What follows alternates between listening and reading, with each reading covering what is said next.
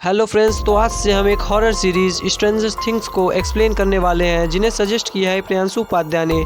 तो stranger things के कुल 4 सीज़न आए हैं। हर सीज़न में 8 से 9 पार्ट हैं। तो मैं पार्ट बाय पार्ट एक्सप्लेन करूंगा और आप सबसे रिक्वेस्ट करता हूं कि आप हमारे चैनल को सब्सक्राइब जरूर से करें। तो सीज़न 1 का पार्ट 1 स्टार्ट होता है हॉकिंस नेशनल लेबोरेटरी को दिखाते हुए, जहां एक वैज्ञानिक किसी चीज़ से डर के भाग रहा होता है और लिफ्ट में चला जाता है। तभी वो चीज़ उस वैज्ञानिक को मार देती है। फिर हमें एक घर दिखाया जाता है जिसमें 4 फ्रेंड एक गेम खेल रहे होते हैं। दोस्तों, इनके नाम Mike Wheeler, Dustin Henderson, Lucas Sinclair और विल बायर्स होता है।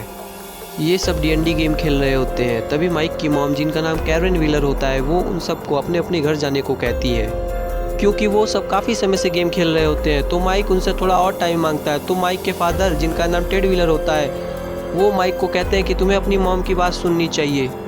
फिर सीन शिफ्ट होता है डस्टिन पर, जो माइक की बहन नैन्सी व्हीलर को पिज्ज़ा देने आया होता है। तभी नैन्सी अपना डोर बंद कर लेती है। फिर डस्टिन, विल और लुकस माइक के घर से चले जाते हैं। फिर विल को दिखाया जाता है जो घर जा रहा होता है। तभी उसके साइकिल की बल्ब ब्लिंक करने लगती है। तभी जब विल का ध्यान बल्ब पर होता है, तभी अचानक उसके सामने एक परछाई आ जाती है और विल साइकिल से गिर जाता है। फिर विल डर कर साइकिल को वहीं छोड़कर अपने घर भाग जाता है।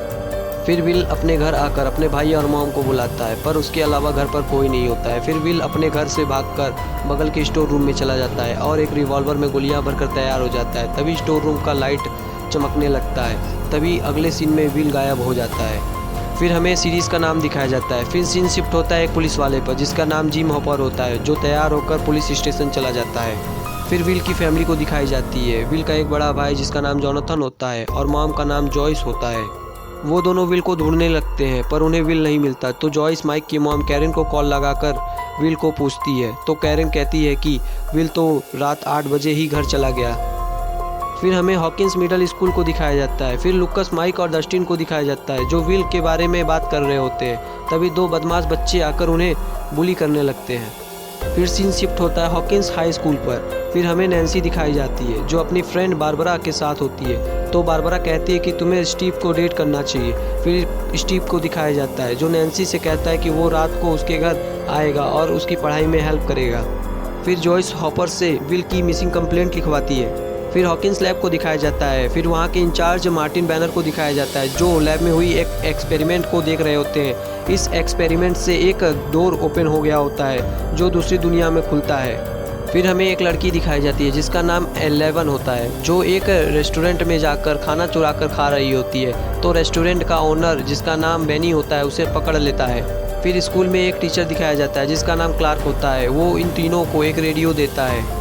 तभी हॉपर आकर उन्हें पूछताछ के लिए ले जाता है और उनसे पूछता है कि विल किस रास्ते से घर जाता है। तो वो तीनों कहते हैं कि मॉकवर्ड से घर जाता है। तो हॉपर उन तीनों को स्कूल से डायरेक्ट घर जाने को कहता है। फिर जॉयस को दिखाया जाता है, जो विल के साथ मूवी देखने के लिए 2 टिकट लाई होती है। तभी उसका सपना टूट जाता है। फिर जोनाथन और जॉयस विल को ढूंढने लगते हैं। फिर बेनी को दिखाया जाता है, जो 11 को खाना खिलाकर उससे उसका नाम पूछता है। फिर वो पुलिस को कॉल करके बताता है।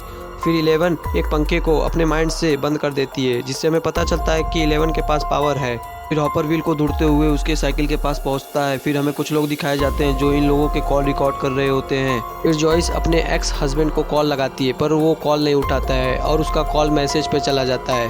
फिर हॉपर वहाँ आता है और कुछ सुराग ढूंढने लगता है। फिर वो स्टोर रूम में चला जाता है, पर उसे वहाँ कुछ नहीं मिलता है। फिर माइक को दिखाया जाता है, जो अपनी फैमिली के साथ खाना खा रहा होता है। तो कैरन कहती है कि जब तक विल नहीं मिल जाता वो सब कहीं नहीं जाएंगे। तो नैन्सी गुस्से में वहाँ से चली जाती है। फिर क्लार्क, हॉपर और कुछ लोग विल को रात को ढूंढ रहे होते हैं। फिर माइक लुकस बात करते हैं और विल को ढूंढने को कहते हैं। फिर बेनी और 11 कुछ बात कर रहे होते हैं। तभी कुछ लोग आते हैं और बेनी को मार देते हैं। तो 11 वहाँ से भाग जाती है। फिर लुकस, माइक, डस्टिन को दिखाया जाता है, जो विल को ढूंढ रहे होते हैं। फिर स्टीव को दिखाया जाता है, जो नैन्सी की पढ़ाई में मदद कर रहा होता है। फिर वो दोनों किस करने लगते हैं। फिर जॉयस और जोनाथन विल को याद करके रो रहे होते हैं। तभी एक कॉल आता है और जॉयस को पता चलता है कि वो कॉल और किसी ने नहीं बल्कि विल ने किया है। तभी अचानक से वो फ़ोन जलकर ख़राब हो जाता है। फिर माइक, लुकस, डस्टिन जब विल को ढूंढ रहे होते हैं, तभी उन्हें 11 मिलती है। फिर ये पार्ट यहीं पे एंड हो जाती है। दोस्तों, मिलते हैं नेक्स्ट पार्ट को लेकर, और आपसे रिक्वेस्ट करता हूँ कि आप हमारे चैनल को सब्सक्राइब करना ना भूलें।